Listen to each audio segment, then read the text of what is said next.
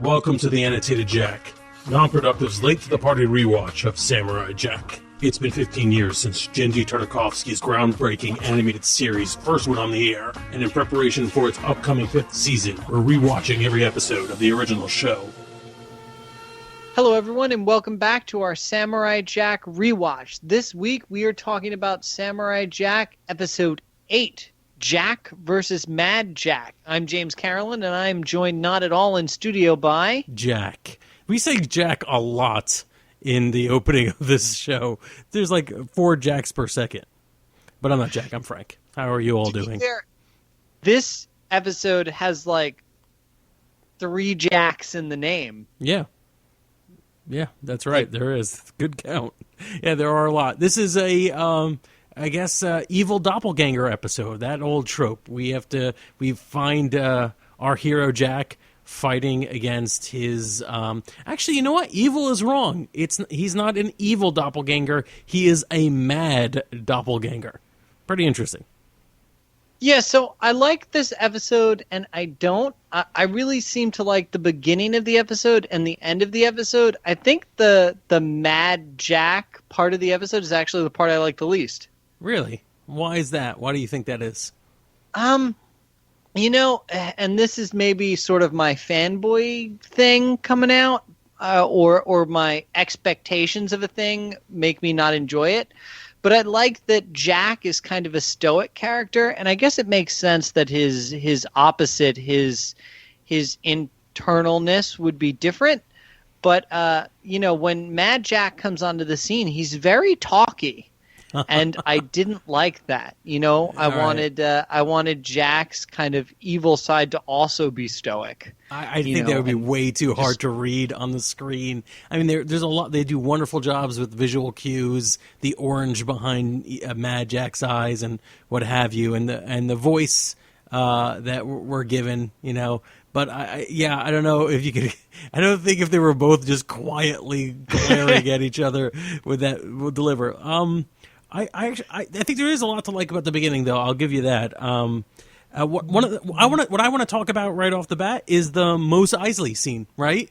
And Mos Eisley in general. So Mos Eisley, the scene in the original Star Wars, it's super iconic. It sets the stage for a whole ton of sci-fi and fantasy. And itself, it's informed by a bunch of things that came before it. But what it really does really well in Star Wars is establish that this is a really big universe that we're about to play in. There are a bunch of different aliens out there.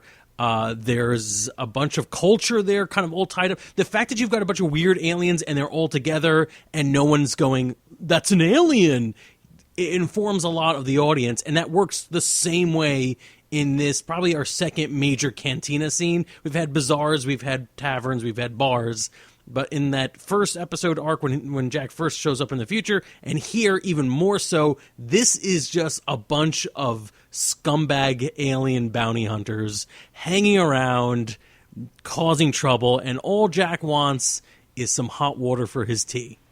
And I think it establishes a lot right off the bat, and I love the shorthand that this show uses with an audience that it just sort of assumes is going to be genre savvy, which is interesting because it was originally, this cartoon was aimed at kids who are not necessarily as genre savvy as like middle-aged geeks.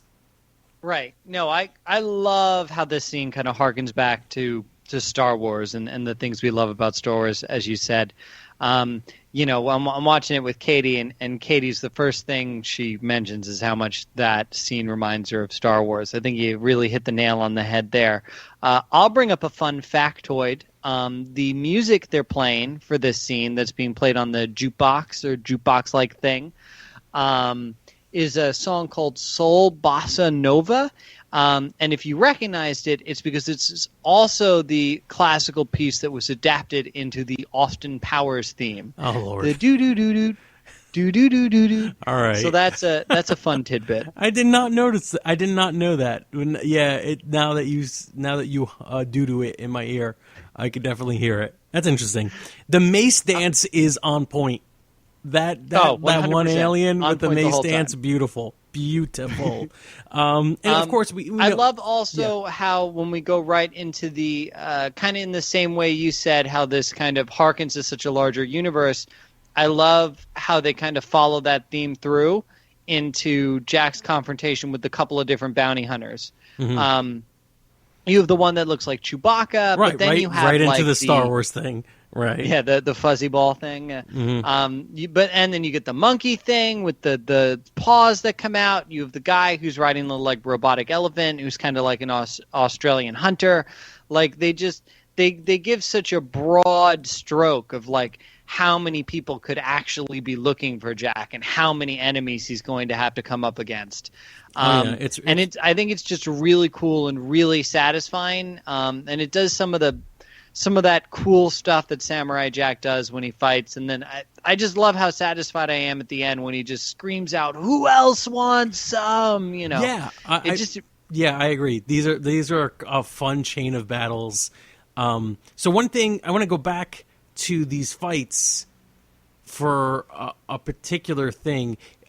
So again, it's like when you think about who the audience of Samurai Jack is or was, it's confusing in that.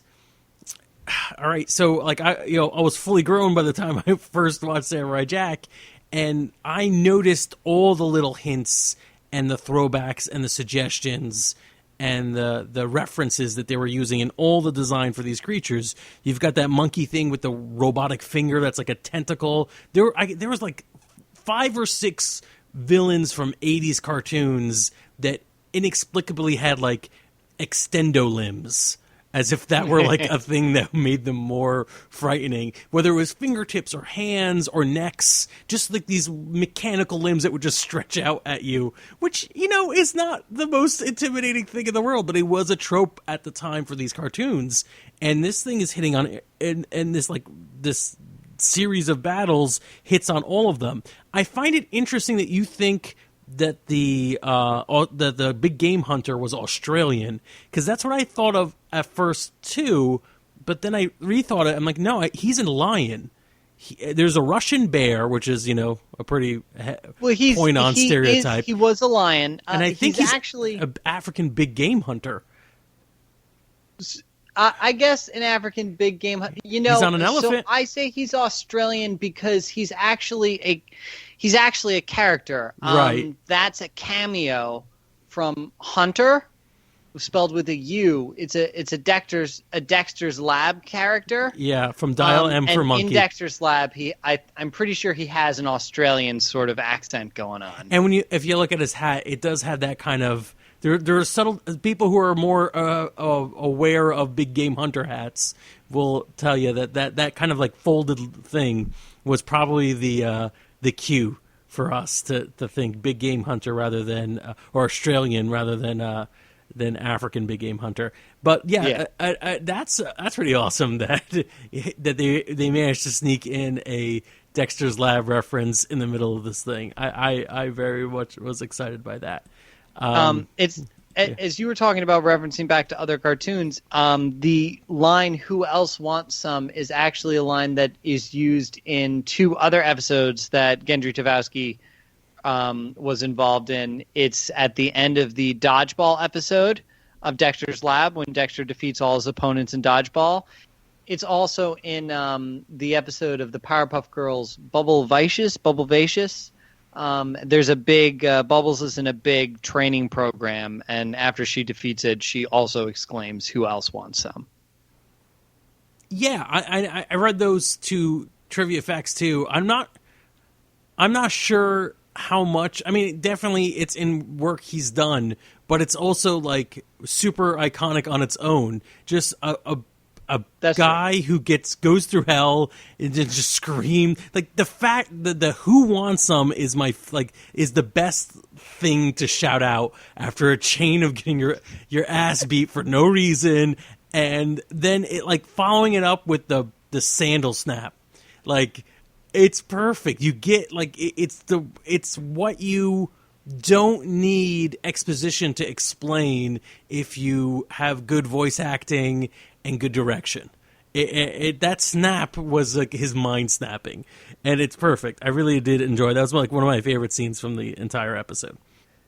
I also want to talk a little bit about sound design. We've discussed this on the show in the past, but when there are elements where when everything kind of calms down and gets really tense, and then there's like a release, and then suddenly you don't hear the background music anymore. You hear birds chirping in the woods. Everything is just sort of it's the quiet before the storm, before Mad Jack shows up. And again, when he's battling Mad Jack and eventually decides what to do and what he should be doing, when it's Jack, it's the quiet serenity of the forest, the birds chirping, and Mad Jack, it's, tempo and music and violence and anger. The sound design is wonderful in this program.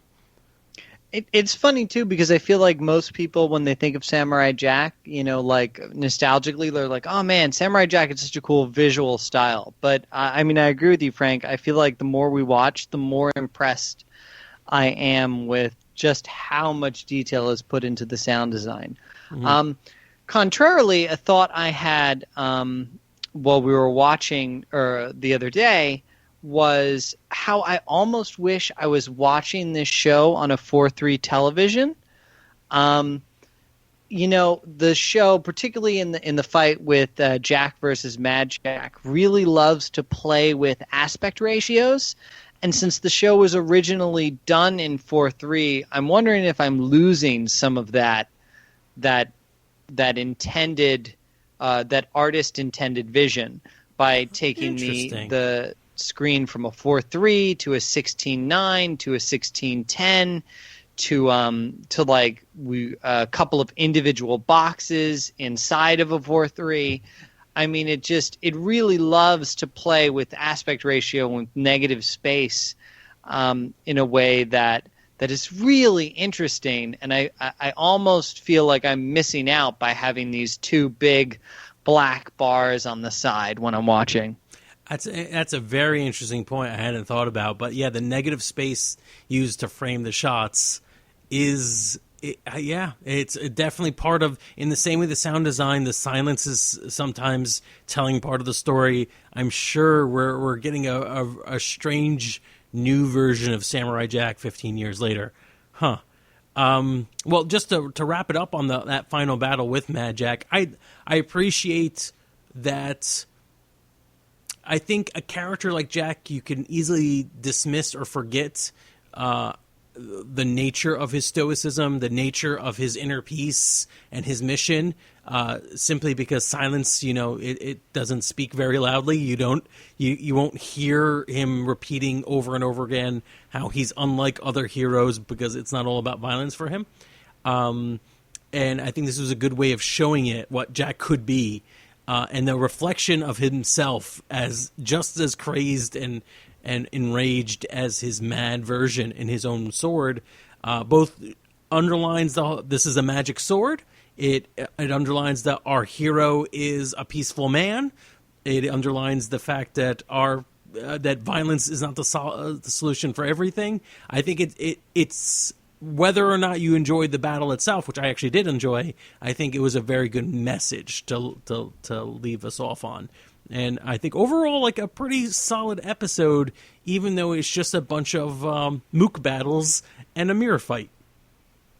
Yeah, I agree. Really solid episode. I think I feel like the mirror fight is less solid. I don't know why. I just don't love it as much as I honestly enjoyed the mook battles at the beginning.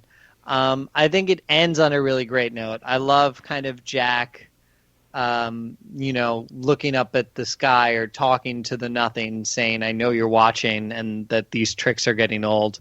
It's certainly a welcome change from the past couple of episodes where Jack has, given up another way to go home. This is more of kind of like a, I know you're there, Aku, but, I don't give no Fs, Right. And I think it's interesting to see Aku at least legitimately upset or worried about Jack and his progression and his quest. Because so far, Aku's done nothing but win, win, win. And it's that he's sitting there or looming there, watching his little portal, following Jack, putting money out on his head. It's it's a tough thing, and I think it's a well placed episode in the story arc. So pretty cool. I'm excited for the next episode. I feel like Aku really hasn't won, right? So Jack has thwarted Aku. Maybe Aku has not been able to kill Jack, but Jack has helped numerous people escape Aku's oppression, and has literally changed kind of the landscape of small areas in which Aku's rule exists. So Aku has not been able to kill or murder Jack. I feel like Jack, despite not getting home, has done more damage and effect to Aku's regime or universe than he has, by just going back in time, if that makes any sense. I think you're absolutely right, but I also think like it's hard to see that from the big picture when you're watching cartoons. Like you want to believe that, well, the hero wins when the hero wins, or the hero kicks the bad guy's butt. You forget that the freeing oppressed people is a win, or at least I did. So interesting. So do you happen to know what episode is next? I wait with bated breath. The next episode is Episode 9, Jack Under the Sea. All right, so I'm not sure. Under the sea. Stop it. Don't sing. I'm not sure if this is the one or not, but if this episode made me nostalgic, or not even nostalgic, made me thirsty for tea, this next episode is one of my all-time favorites, just for the set dressing of what Jack is hungry for. Well, I am very excited, and we will chat about that one next week.